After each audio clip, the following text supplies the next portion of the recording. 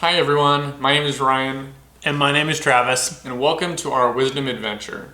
Thanks for joining us where we try and get better every day. We try and learn something new every day and hopefully find some things that we can apply and make the world a little bit better place.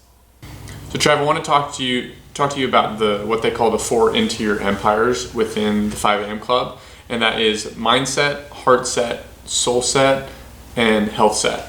And basically just talking about your health when it comes to mental, physical, emotionally, and spiritually. And we've already talked about in the past how those are all important things to us, but sometimes categorizing them can be difficult. Yeah. And we've talked about too how when you have one off, a lot can be off. But when you have 1 or 2 on, it's easier to get the other ones on. Just starting to pay attention to some of the minor details that end up having a much larger effect in the long run. And that goes into habits a little bit. And that's the whole premise of the book too, is elevate your morning, elevate your life. It's about getting the things done in the morning that you have scheduled to take care of all these things. And were these small habits in the morning of doing a quick workout and just relax and meditate and then learn and just think for a while. And that was one huge thing I really liked about the book, and something to talk about is the main ideas they are talking about our body as a whole is important. The reason why I really like that is because, like you had said, it touches on wholeness. We can a lot of times be focused on one area and realize in this point, that's 25% of it. How you could focus so much on just training your mind, expanding your mind, and then realizing you're emotionally unstable. You have poor relationships in your life. You don't have anything that fills you up. And all of a sudden, you're farther than 25% of the way there because the emotional aspects of your life are actually destroying all the work that you're putting in mentally. So I really, really like that it's a bigger picture and a lot more things involved in that. And hopefully that, when you start developing the mindset, when you start expanding your knowledge, it hopefully is spilling in and growing and increasing those other areas. And you've always talked about, and I liked the seasonality of life, and there's 4 sections of this, and it's more than just one thing at all times. You know, our needs, they change, and depending on where we're at in our life, and to know that there's more parts of our life to be explored and developed and, really looked at. Another kind of chunk of what he talks about, it has to do with habits, but he kind of calls them the 5 rules about habits. And what are kind of the summaries of what those rules are? So he talks about one is just how much distraction is in this world. Specifically talks about our cell phones, just being glued to them, where we have email, text, calls, the internet, social media. It's overwhelming. But on the science side of things, talking about how screen time can ruin our productivity, but also our creativity. And that was more what they pointed on, is how it ruins just the way we think. And it's hard because our phones and devices are so helpful and create such good productivity. But there's definitely a point that we all know is destructive. So it's getting to a point where, your phone's not even in the same room, it's off, you have certain restrictions on yourself. And specifically in the book, talk about definitely in the mornings, you don't even have your phone with you. And it's your phone to be device free and disconnected, and taking intentional time to free your mind and your body of the distraction, but to relax and think and just have that creative moment.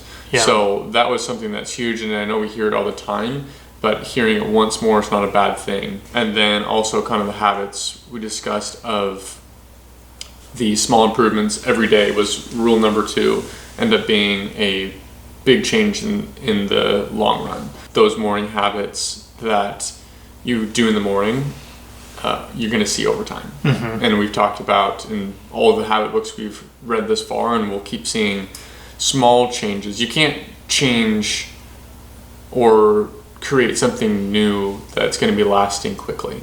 Or the things that are worthwhile are going to take some time. The third one talks about change is hard. These things take time, and it's going to seem like it's not working at the beginning. And later on, he talked about the 66 days it actually takes to create a habit. And the first stage is destruction, where you're actually breaking down old habits. And that's going to be difficult. You're changing a lot of things. And then you have to install the new ones. So the installation phase and then the integration phase. Okay. Then you're actually implementing those in your life, and then you're actually starting to see the results. Yeah. But it takes a lot of time. It takes a lot of consistency. And a lot of us sometimes realize that we're not up to the task when we get into it. And so then the next rule, fourth one is that if you want to be a top 5% producer, you have to be willing to do what the other 95% are unwilling to do. Yeah. And that, I think it's a very simple but powerful point of that. If you want to see the extraordinary things in your life, you have to be doing the things that ordinary people are not willing to do. And then the last one is just to keep on, to continue, is that the moment that you feel like giving up is potentially and most likely the moment that you're going to find breakthrough. So that's when you're actually going to continue to see results, is the actual thing that you're looking for isn't going to come without the hardship. And so pushing through that is going to get you what you want. Yeah. But when you feel like quitting, that's the time when you should think and realize that that's the perfect moment to keep continuing. And that reminds me of a quote that actually they talked about. There's a ton of quotes in the book, but talking about how pressure is a privilege. And specifically that was a quote by Billie Jean King, who was a professional tennis player. But I think that's what you made me think of when you talked about just the pressure and pushing through. And it's actually, that means you're going in the right direction. Yep. When you find some more pressure. And that's why he talks about it really as a privilege, even though in the moment it's horrible and it's hard and it's not fun, especially when other people are involved and it can get messy. And that's what he talked about. One of the, during the habit changes, the middle can be messy, but the end result is worth it. And in this world, we see the end result. Yes. On everything, on social media, on all the content we're consuming. We don't see the beginning, middle. Yeah, I think that people don't realize that when they meet resistance, that's actually a part of the process. I think that people think that once things become hard, then they're wrong and they shouldn't be doing them. And I think it's because of all that we see of success, we just think that it was easy to get there because it was the right thing to be doing. Yeah. But to get those successful things is actually doing the things that unsuccessful people aren't doing. So I think there's an unfortunate misconception about what it actually takes to achieve things that people want to. Then he talks about the 5 truths about habits and what it takes to actually form them. What's point number 1? One goes into just talking about how willpower isn't an inborn strength, and that it does take time to actually develop it through practices. And I think that's a hard thing, is we put so much pressure on ourselves thinking, like, when something, and that goes to the previous points of when something gets hard, you're like, I just don't want to do this. And understanding that just because you're not up to the task or someone might do it easier or better, it doesn't mean that's a bad thing. Going back to the pressure is privilege, but willpower will take time. And going through hard things, the next time that comes around, it's not so hard. Yeah. Or at least even a similar scenario, whether it be relationship, when it comes to learning something, physically overcoming something. So that's something that I think is encouraging in its own way, but also understanding that is a truth and not putting so much pressure on ourselves, of understanding this is going to take some time. Point 2 is personal discipline has to be developed, and it's not innate as well. So, but I like that he talks about discipline, though, when you're actually employing it in one part of your life, it creates discipline in other areas of your life. So it's going to expand beyond that.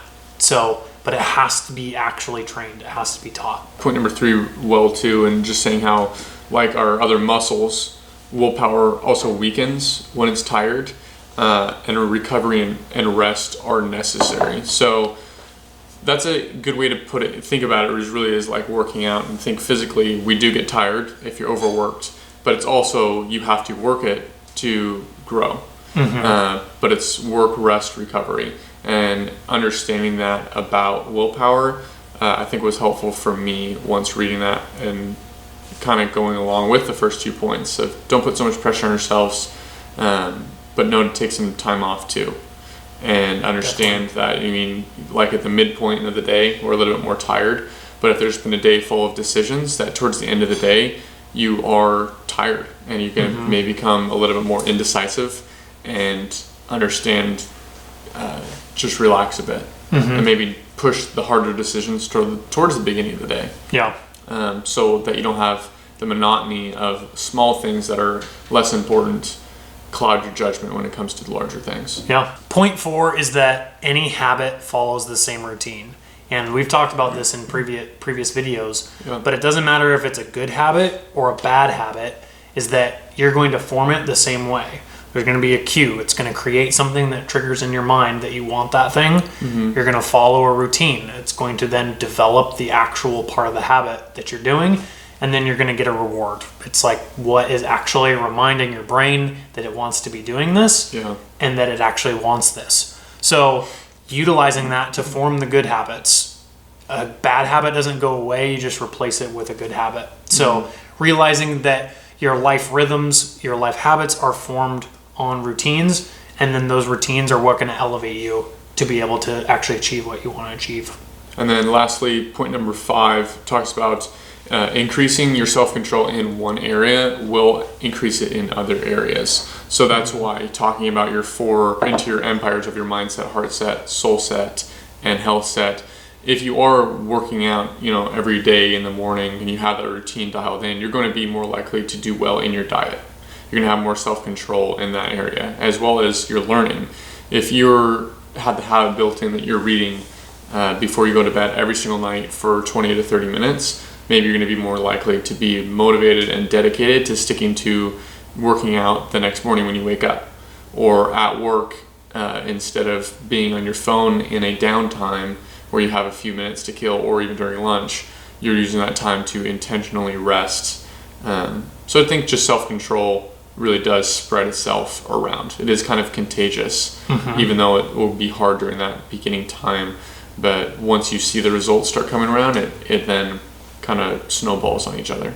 I remember there was a study done in a previous book that we had talked about where they actually tested children in their discipline or their willpower, and they would give them a marshmallow, and they would say you can either have the next marshmallow immediately or you can wait and you can get more. And they'd study what kids and how they could actually exhibit this self-discipline or this willpower to wait, and how delaying that gratification, what it can do.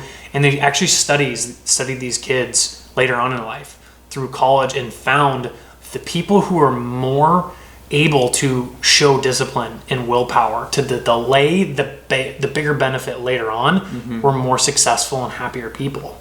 Wow. So, but that's great that it can be developed. And that's the thing that people can't miss, is that just because it's hard to say no right now doesn't mean you can't use these habits to then create the willpower, the discipline in your life to say no, to then be able to have it later on. Yeah. Because then you'll just start creating the snowball effect of where you know that you're just going to enjoy it when you get to wait later on for something better.